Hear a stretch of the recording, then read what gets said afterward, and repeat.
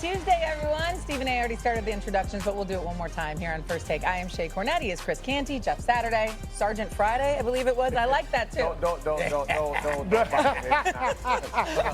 into that nickname. It's the only critical word that I'm allowed to say to Jeff Saturday today because my sister Carmen is home watching. Yes. She loves old Blue Eyes. Yes. As she does. Thank She you, loves Carmen. herself. She loves herself. At least we got one intelligent one in the family. We're a great That's where we got to go. That's where we got to go. Well, All let's right, be let's real. go. It's hard to argue with Jeff Saturday when you look in his eyes. It's hard to argue with him. But let me tell you who's going to try their best. These two today here on First Take. Let's go to what happened last night, because in a week where we had a lot of teams have their coming out party, Jacksonville, a little late to the party, but they came out, that's for certain. So last night, the Jags got the best of the Chiefs thanks to a pick six off Patrick Mahomes.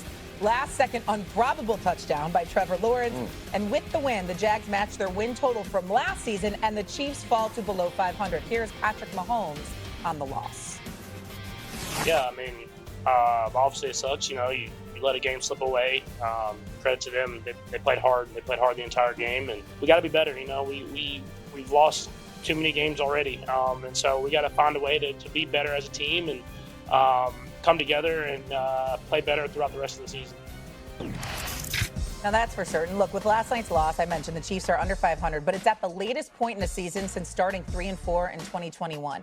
A year ago, they did not go to the Super Bowl. That year, 2021, they didn't go to the Super Bowl. Last night was the Chiefs' third loss this season in a one-score game after going 11-0 in one-score games just a year ago. And so, look, we knew the Jags were coming, right? They had started out really good so far this season. The Chiefs look to be better the last couple of weeks, but does last night, Stephen A., say more about the Jags and where they're at, or the Chiefs and their problems? Well, for me personally, when I think about it, I would like to say I think it says more about the Jags and how they're coming up because it was Monday night.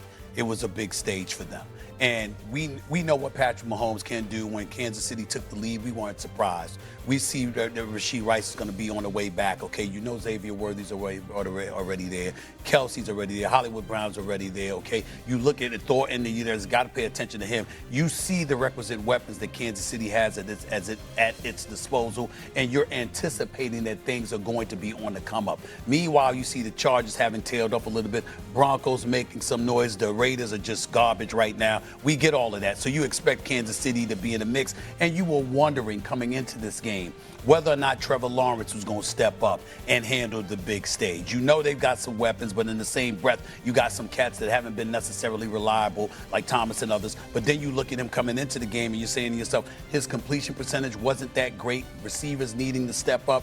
These question marks about Jacksonville coming into this game, particularly with the number of changes that they made in the offseason. Were you going to step up and answer the call on your home turf in Jacksonville on Monday Night Football with Patrick Mahomes on the opposite side of the field? Usually that the possession is in his hands, you know, and he's willing to dictate, and he's going to dictate it, and it's a nightmare. Damn, Patrick Mahomes got the ball. But it was Trevor Lawrence's turn last night, and he answered the call. And you got to give credit where credit is due. And that's why I say this was more about the Jaguars last night in terms of what I'm paying attention to, because the Chiefs I'm not really worried about. I wanted to see what the Jaguars was going to do. So are you saying you trust Trevor Lawrence? I'm not saying that. I'm saying I'm saying that he's elevated. He's elevated himself. We needed to see that from him last night to have a reason to believe in him based off of what we've seen the last couple of years. I hear you, because I still got questions about Trevor Lawrence, which means I got questions about the Jacksonville Jaguars, which is why I think last night's game tells me more about the Kansas City Chiefs. The fact that your staple over the better part of this decade has been the defensive side of the ball, and they allowed for 21 unanswered points. And at the end of the game, Harrison Butker has the gap, kicking the ball out of bounds, gifting them the ball on the minus 40-yard line. And then your defense allows the Jacksonville Jaguars to drive 60 yards for the game-winning score. That's an absolute embarrassment. We already know that the Chiefs have some issues on the offensive side of the ball, right? They can't run the football. 4 of the 5 games that they've played, they've had a non-running back lead the team in rushing. That ain't great. Yeah. They're relying on too much of Patrick Mahomes trying to be special with the off-schedule plays. And even though he did show some of that last night, that is not something that's going to be able to be sustainable. And so I guess my issue with the Kansas City Chiefs now, because everybody has said that Kansas City's going to be fine when Xavier Worthy gets back. Kansas City's going to be fine when Rashee Rice gets back. I think we have to acknowledge that this version of the Kansas City Chiefs is not like versions of the Kansas City Chiefs that we've seen in past years. Yeah, I'm going to go with the same thing. I think it's the Chiefs, and Shay brought it up in the beginning. 11-0 last year in one-score games, 0-3 this year. And if you think about the problems they're having, it's their best players. Like Chris Jones against the Chargers, right? He goes inside on the last play. Herbert gets outside. They end up losing that game. You have Kelsey, hits him in the hands in Philadelphia. Ball pops up, interception, goes the other way. Last night, Mahomes, and basically put the nail in the coffin. Interception, pick six, goes all the way back to the house. These are all their best players. Butker kicking the ball out of bounds. These are all the guys that you've depended on for the last 4 and 5 years and who have continued to show up week in and week out. I'm bullish, like with Stephen A. on the offense. They will get that part back. I am concerned from the defensive side with Spags that they don't, because that is how you hang. That's their calling card. It's closing teams out. The offense walked off with a 4-point lead. Yep. Like those are usually closeouts, right? Those are moments of closeouts. Spags defense gets after it, and I get like the throw that Lawrence makes on the right side to Thomas is absolutely insane, right? Dropping the bread, a catch and the throw are magnificent. But the Jags, the Jags should have never been at 14-0. You thought that game was going to be over. Mm-hmm. They were resilient. They fought their way back. But my question for the Chiefs is, we're not measuring them on the playoffs. Mm-hmm. We're measuring them on winning the Super Bowl.